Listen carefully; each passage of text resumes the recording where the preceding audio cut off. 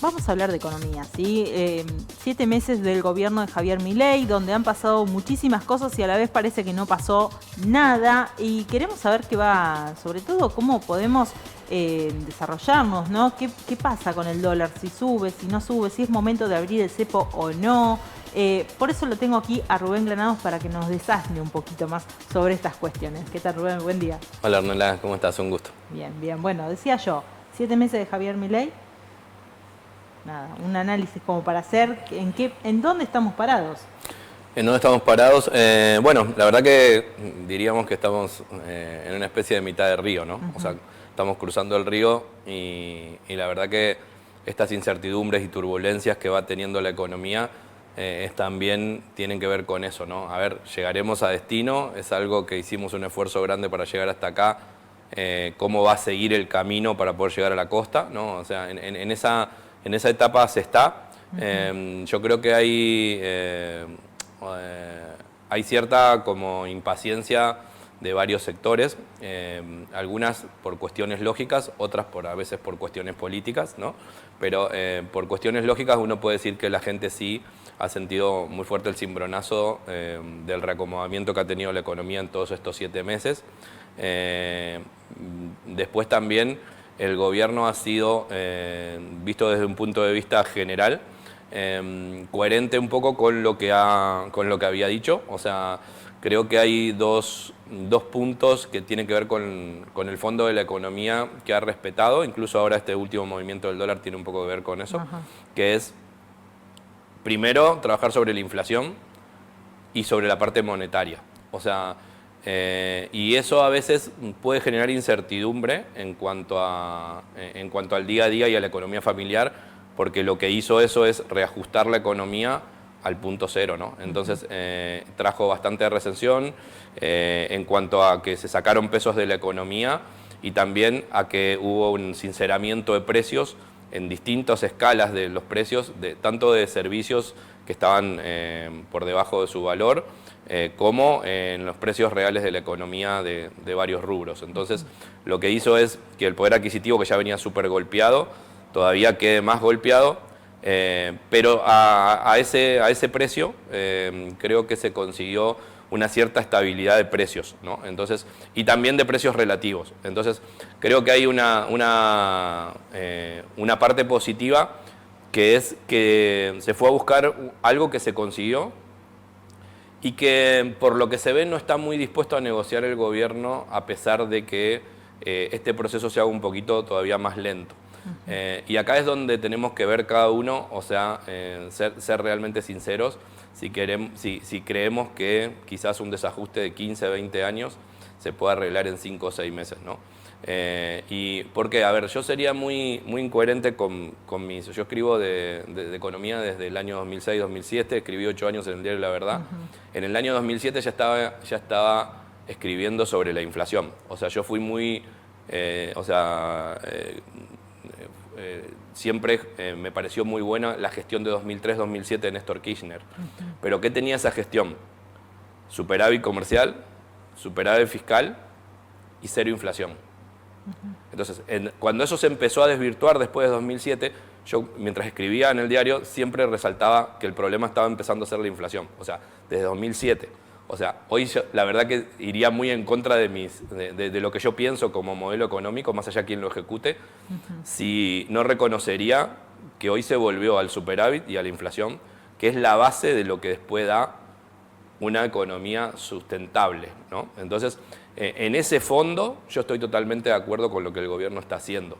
O sea, incluso ahora cuando se habla de apertura de cepo, a mí me parece que lo hizo Macri, o sea, no estaban creadas las condiciones, abrió el cepo y la economía se desmadró. Ajá. Entonces, yo creo que prefiero que se vaya, que se demore el tiempo que se tenga que demorar. De hecho, ayer en ese sentido dio señales, porque una cosa que se estaba abriendo es la brecha de nuevo del dólar. Se había ido a 1.500 pesos, ahora bajó 85 pesos ayer y se puso en 1.415, que está más o menos lo que está hoy. Y sí, eso se hizo a través de un anuncio de política monetaria donde dice, mira, yo no voy a buscar tantas reservas y voy a intervenir en los dólares. Es algo técnico de política monetaria, pero está dando señales como diciendo, antes de acumular reserva y abrir el cepo, lo primero que tengo que mantener es el superávit y la inflación baja. Ajá. Y me parece que el mercado tomó esa altura porque había como mensajes confusos ahí, entonces los importadores estaban esperando para importar, el exportador esperando para liquidar, y en el medio se iba disparando la brecha, ¿no? Entonces, creo que en este balance se ha logrado una cierta estabilidad. En cuanto a lo macro de la economía, tiene una deuda pendiente el gobierno en cuanto a lo social, o sea, importante, que va a tener que ver cómo resolver, así como tuvo claridad para trabajar sobre la inflación y para trabajar sobre el tipo de política monetaria que quiere tener, va a tener que tener claridad sobre cómo va a reactivar la economía, sobre cómo va a llegar la inversión y también sobre cuándo y cómo va a abrir el cepo y de qué manera para que eso no impacte. Bien, te estoy escuchando, estoy pensando, porque hablamos de economía y tenemos economía de negocio, economía de país y también yo diría, la más importante por lo menos para mí, economía familiar. claro, la de la casa, y pareciera que la economía de familia, de casa, no se reactiva nunca. Y con estos números de inflación que hasta algunos, vos los escuchás y decís, no, pero no puede ser que sea un 4,6%, creo que fue el último porcentaje que dio del INDEC. Digo, no puede ser. Vos hablas con mucha gente y parece eso. Bueno, ¿se puede reactivar la economía con esto que acabas de decir? Y encima mencionaste también el tema de los impuestos que se están tratando de equilibrar. Se habla de más subas. Digo, ¿se puede reactivar la economía del consumo, ¿no? El consumo más chico, digámoslo, comparándolo con otros mercados. Para mí, todo, o sea, la economía son incentivos.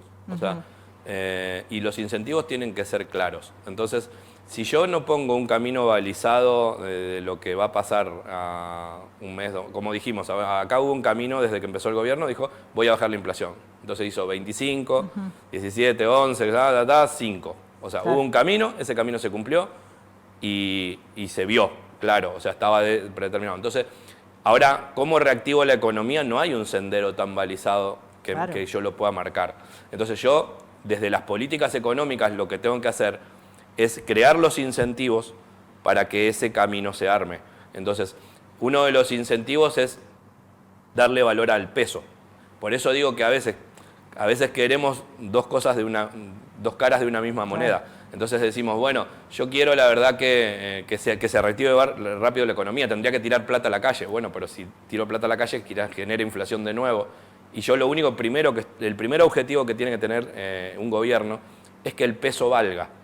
Entonces, ahora se está haciendo todo un desarme de política monetaria con los puts de los bancos, que no me lo voy a poner a explicar acá porque es muy técnico, pero se está trabajando sobre la emisión monetaria. Entonces, si vos no tenés la inflación que teníamos, nosotros teníamos un gran componente de arrastre. Entonces, a veces la dinámica de inflación no siempre es todo lo que sube en el mes, sino también lo que venía subiendo y la actualización de precios relativos. Entonces, todo eso tiene una parte. Si yo, por un lado, calmo la inflación y calmo la emisión, no hay muchas maneras para que mi peso no tome valor. Bien. ¿Por qué? Porque así yo tenga dólares, hay mucha gente que tiene dólares, claro, y esos dólares no tienen ningún sentido si mi peso tiene valor. De hecho, volvamos al tiempo, 2003-2007, vos te querían pagar en dólares y decían, no, pagame en pesos, claro, porque me complicás, porque yo por qué lo voy a ir a cambiar si total todos los días vale lo mismo. Entonces, hay que volver, a veces no es tan difícil la solución que hay que buscar porque nosotros ya tuvimos procesos de estabilidad. Entonces, en esos procesos de estabilidad había patrones de la economía que hay que respetarlos. Uno es el déficit, tanto comercial como fiscal, y otro es la inflación. Esos son patrones que los tenés que respetar. Ahora, después, si vos estabilizar eso te lleva más tiempo reactivar, es un costo que tenés que pagar. Yo creo que todavía va a llevar tiempo reactivar. De hecho, hoy hay una proyección que hace el Fondo Monetario donde da una caída un poquito más profunda en el nivel de actividad de lo que se había planificado hace muy poquitos meses, creo que del 2 al 3 y pico %. Pero bueno, el tema es si ese tiempo lleva tiempo, pero me hace permitir que sea sustentable, que yo en los próximos, no sé, que cuando llegue a fin de año quizás ya tenga así un balizado cómo se va a abrir el cepo, claro, quizás ya tenga algo de reservas, quizás ya pueda empezar a trabajar, tenga una inflación en torno al 3, 3,5%, 2%, o sea, es tiempo. Creo que es lo que falta. Por supuesto es muy difícil decir esto a veces cuando hay gente que hoy no le está alcanzando. Claro, ahí va es muy difícil de decirlo cuando hay gente que no le está alcanzando. El tema es que a veces también hemos probado otras cosas y no han resultado, ¿no?